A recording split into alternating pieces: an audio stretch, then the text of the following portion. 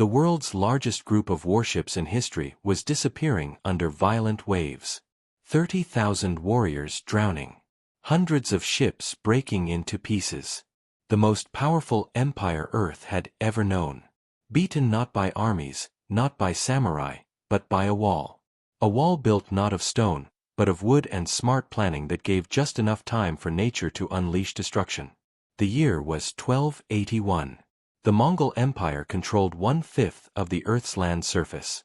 Their horseback riders had conquered China, destroyed Russia, and killed millions across Asia. No civilization had ever stopped them until they met the Japanese, outnumbered 10-1, who refused to fight by anyone's rules but their own. If you've never heard how a small island nation invented defensive fighting tactics still studied today, you're in the right place. Subscribe now to join us as we reveal how ancient civilizations faced impossible odds and sometimes won. Imagine your homeland facing the undefeated war machine of history. An empire so huge it stretched from Korea to Hungary, commanded by generals who had never tasted defeat. This was Japan's reality in the late 1200s as they stared across the sea at an approaching Mongol army led by Kublai Khan, grandson of Genghis Khan. What happened next would become one of history's greatest David versus Goliath stories. The unstoppable Mongol war machine.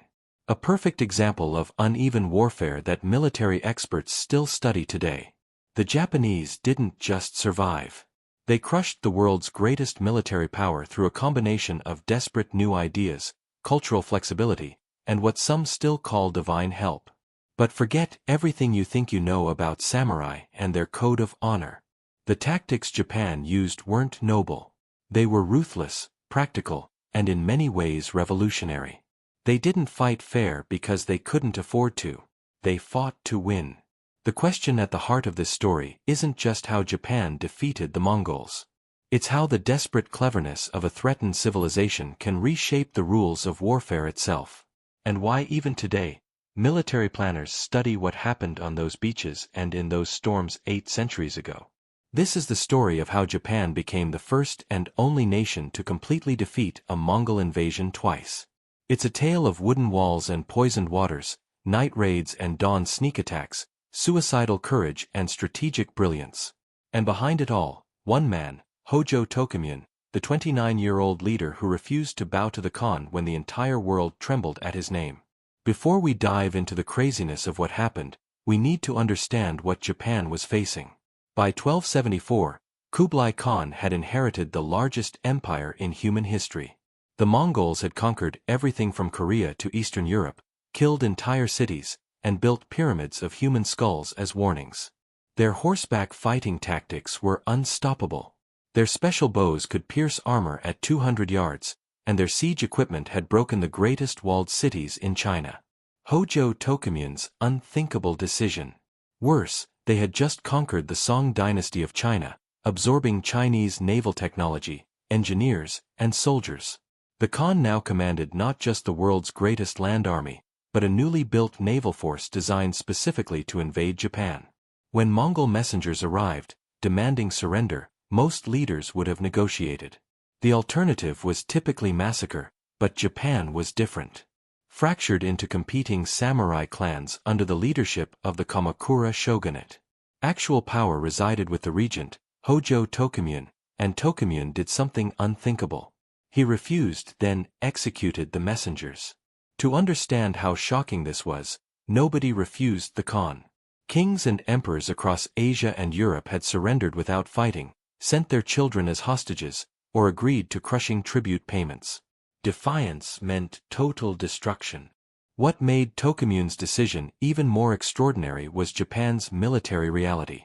The samurai were elite warriors, yes, but they fought as individuals.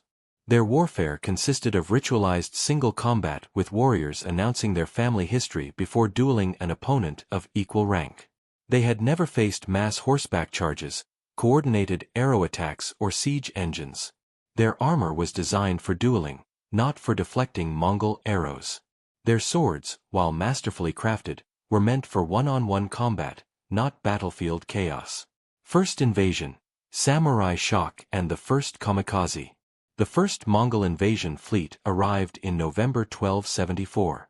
40,000 soldiers and sailors on 900 ships descended on Hakata Bay in northern Kyushu. What happened next shocked both sides. The Japanese, realizing their traditional tactics would be suicidal, abandoned centuries of samurai tradition on the spot. Instead of honorable single combat, they executed a fighting retreat. Instead of frontal charges, they used hit-and-run tactics. Instead of battlefield honor, they launched night raids on Mongol camps. The samurai adapted in real time, transforming from duelists to guerrilla fighters.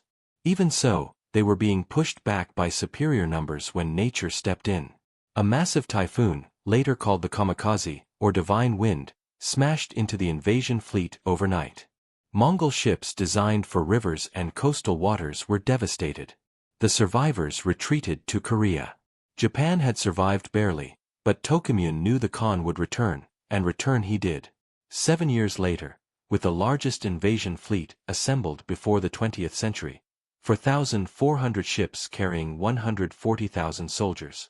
To put this in perspective, the D-Day landings in 1944 involved approximately 156,000 Allied troops. What happened next wasn't luck. It was the result of 7 years of the most remarkable military adaptation in medieval history. Japan's 7-year radical transformation. Subscribe now to discover how ancient cleverness changed the course of civilization. When the Mongols retreated in 1274, Hōjō Tokimune didn't celebrate. He prepared. For the next 7 years, Japan underwent the most comprehensive military transformation in its history. The changes were radical, systematic, and unlike anything Japanese warriors had ever considered. First came the wall. Not just any defensive barrier, but a massive 20-kilometer stone and earth wall along the entire coastline of Hakata Bay, precisely where the Mongols had landed before. Standing 2 to 3 meters high and 3 meters thick. What made this wall revolutionary wasn't its size, but its design. The Japanese engineers had studied Mongol tactics and created something unprecedented, a defensive structure specifically engineered to neutralize Mongol advantages. The wall featured no gates at beach level, only defendable narrow passages set back from the shore. It created a killing zone on the beaches where Mongol landing forces would be trapped between the sea and the wall, exposed to arrow fire from protected positions above. But the wall's most clever feature was its purpose. It wasn't built to keep the Mongols out indefinitely. It was built to slow them down. Japanese planners had calculated they couldn't defeat the Mongols on open ground. But if they could delay the landing force, confine them to the beaches, and force them to sleep on their ships, a different strategy could emerge. The wall wasn't just a defensive barrier. It was bait. By forcing the Mongols to concentrate their fleet close to shore for extended periods, the Japanese were deliberately creating a target for the typhoons that regularly struck Kyushu in late summer. Insane trick number 1.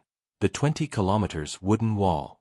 They were weaponizing the weather itself. While the wall was being built, Tokimune completely reformed samurai training. Traditional one-on-one combat techniques were abandoned. Instead, samurai trained in small unit tactics, learning to fight as coordinated teams. Archery training shifted from ceremonial demonstrations to rapid fire volleys aimed at mass targets. Horse-mounted samurai practiced retreat and return moves designed to disrupt Mongol formations. Most radical of all, Tokimune authorized the recruitment and training of non-samurai soldiers. Fishermen were enlisted for their boat handling skills. Mountain hunters for their archery. Criminals were pardoned if they joined defense forces. For a rigidly hierarchical society, this was unprecedented social disruption, all for survival. Weapon production shifted dramatically. Traditional samurai swords, while beautiful, were inefficient against Mongol armor. Japanese smiths began forging weapons specifically designed to counter Mongol equipment. Stronger bows, armor-piercing arrows, and spears that could reach Mongol soldiers from behind their shields. The most unconventional innovation came in naval tactics. The Japanese had observed that Mongol ships were large, stable platforms for archers, but relatively slow and hard to maneuver in coastal waters. In response, they built a fleet of over 3,000 small, fast boats, each carrying just a handful of samurai. These weren't designed for naval battles in the traditional sense, but for what we'd now call asymmetric warfare. Japanese boats carried no archers. Instead, they carried swimmers. Armored samurai trained to approach Mongol vessels underwater using reeds to breathe, then climb aboard in darkness. These night raids weren't about capturing ships. Insane trick number 2. Samurai navy of small boats. They were about spreading terror, killing officers, and forcing the Mongols to exhaust themselves standing watch through the night. When Kublai Khan's second invasion fleet appeared on the horizon in June 1281, it was indeed the largest naval force the world had seen. But unlike in 1274, Japan was ready. The first Mongol scouts reported the wall with alarm. The invasion commanders, faced with this unexpected obstacle, made a critical error. They split their forces. One fleet would attack Hakata Bay directly, while another would land further west on Takashima Island to outflank the wall. This played perfectly into Japanese hands. The Hakata force found landing nearly impossible under constant arrow fire from the wall. The beaches below, deliberately cleared of cover, became death traps. Mongol soldiers who made it ashore had nowhere to retreat, nowhere to rest, and no way to advance quickly. Meanwhile, the Japanese small boat fleet launched its first night raid. Hundreds of small vessels approached the Mongol ships in darkness. Samurai swimmers slipped into the water, climbed ship hulls using specialized hooks, and killed sleeping soldiers. By dawn, dozens of Mongol ships were drifting, their crews dead or in panic. Subscribe now to discover the secret operations that decided empires' fates before the modern world even existed. The Mongols, masters of adaptation themselves, quickly adjusted their tactics. They chained their ships together in defensive formations, posted triple watches, and fired flaming arrows at approaching Japanese boats.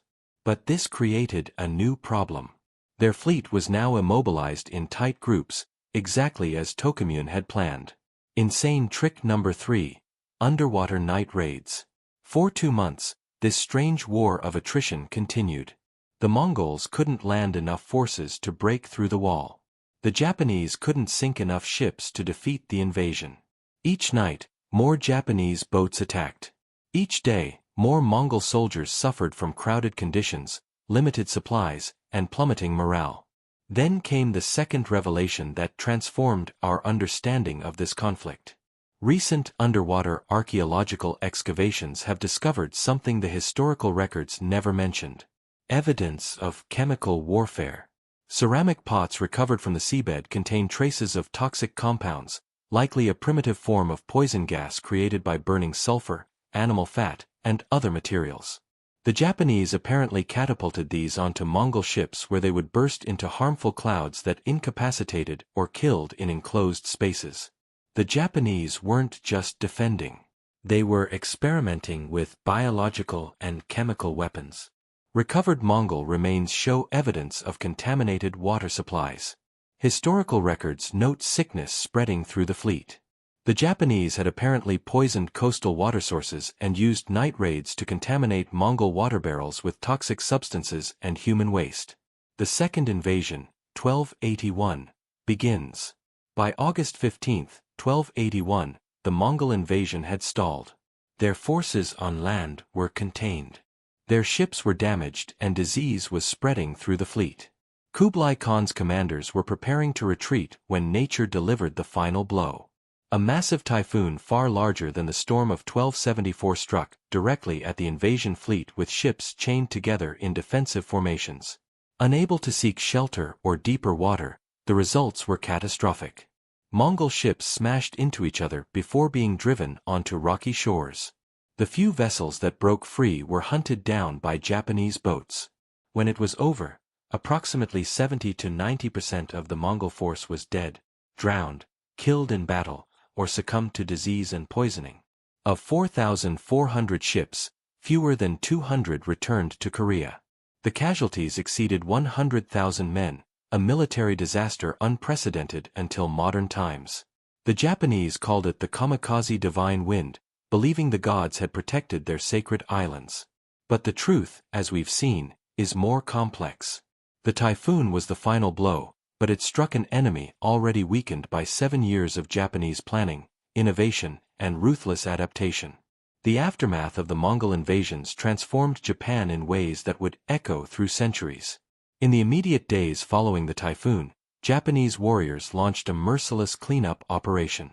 Mongol survivors clinging to wreckage or washed ashore were systematically executed. Insane trick number 4. Early chemical and biological warfare. Only a handful were kept alive, specifically officers and engineers whose knowledge could be extracted. Captured Mongol soldiers revealed something historians long missed. Kublai Khan had planned a third, even larger invasion for 1286. Blueprints for advanced siege weapons and ship designs were already completed. The Khan was so confident of eventual victory that he'd begun assigning Japanese territories to Mongol and Chinese nobles. Japan's victory hadn't just saved their independence, it had literally prevented their extinction as a culture. The cost of victory was staggering. Nearly every family in Kyushu had lost members to the conflict. Coastal villages lay in ruins. The massive wall had bankrupted the treasury. Yet amid this devastation, Tokimune made perhaps his most consequential decision. Rather than dismantle the defensive innovations, he institutionalized them. The temporary coastal defense units became permanent. The wall was maintained and expanded. Most importantly, the hard-won lessons about adaptability and pragmatism over tradition became embedded in Japanese military thinking. The rigid samurai code began evolving into something more flexible. Bushido would eventually emerge from this transformation, emphasizing loyalty and sacrifice alongside tactical flexibility. Tokimune himself died just 3 years after the victory, at only 32 years old. Historical records suggest the stress of preparing for yet another expected Mongol invasion contributed to his early death. But his legacy was secure. The Mongols trapped, a fleet weakened. Japan would not face another serious invasion attempt for 660 years until the closing days of World War II. The Mongol Empire, meanwhile, never fully recovered from this catastrophic defeat. The economic cost of building and losing 2 massive invasion fleets created financial strains throughout Kublai's realm. Perhaps more damaging was the psychological impact. The myth of Mongol invincibility was shattered. Within 50 years of the failed Japan invasions, the Mongol Empire began fragmenting. Archaeological evidence from the wreck sites reveals another stunning fact. The Mongols had brought not just soldiers but thousands of civilian administrators, tax collectors, and colonists. This wasn't just an invasion. It was a planned complete replacement of Japanese society. Recovered artifacts include not just weapons, but administrative seals, land deeds written in Mongol, and household items. The Khan had planned to erase Japan entirely and replace it with a Mongol province. Modern military historians point to the Mongol invasions of Japan as one of history's most significant examples of asymmetric warfare success. Japan didn't try to match Mongol strengths. They systematically targeted Mongol weaknesses. They didn't fight the way the Mongols expected. They changed the rules of engagement entirely. These principles, know your enemy, adapt constantly, exploit environmental advantages, and target vulnerabilities rather than strengths, became foundations of Japanese strategic thinking. The Kamikaze, the divine wind strikes. Centuries later, during Japan's own imperial expansions, these same concepts would guide their military doctrine. Subscribe now to learn how ancient survival strategies shaped modern military doctrine. Perhaps the most enduring legacy was psychological. Japan's successful defense against the world's greatest empire created a national mythology of divine protection and exceptional destiny. The belief that the Kamikaze divine wind had saved them from the Mongol hordes became deeply embedded in Japanese culture. This wasn't simply religious superstition. The Japanese recognized that while the typhoons had been decisive, they had succeeded through preparation, innovation, and sacrifice.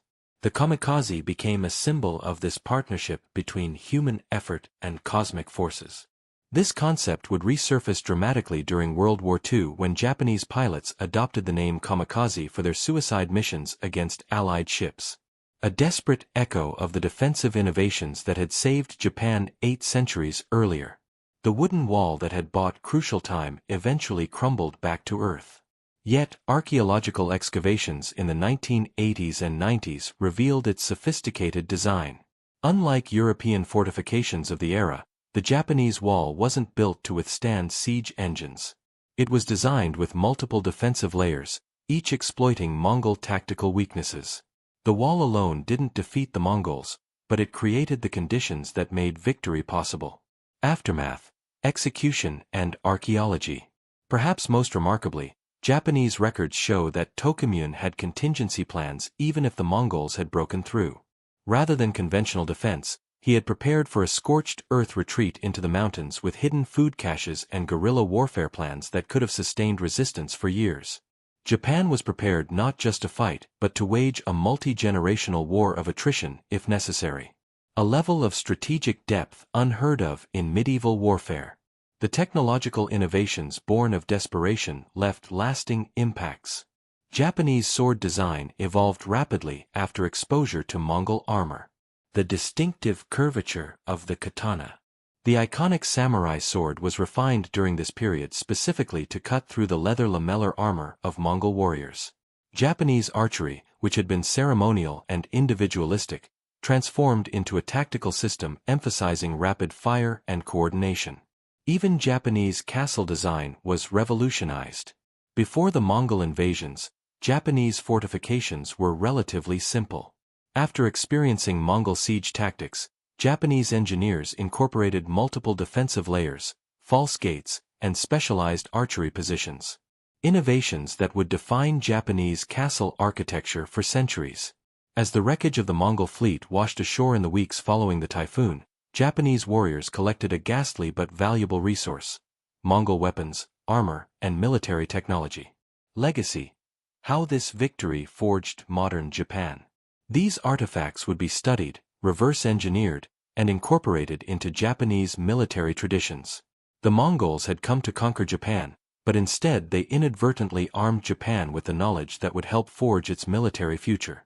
The story of Japan's defense against the Mongols reminds us of something profound about human innovation.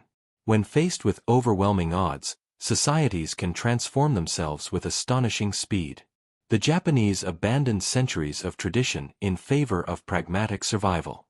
They matched Mongol adaptability with innovations of their own. They recognized that honor without victory was meaningless. 8 centuries later, the lessons of this conflict still resonate.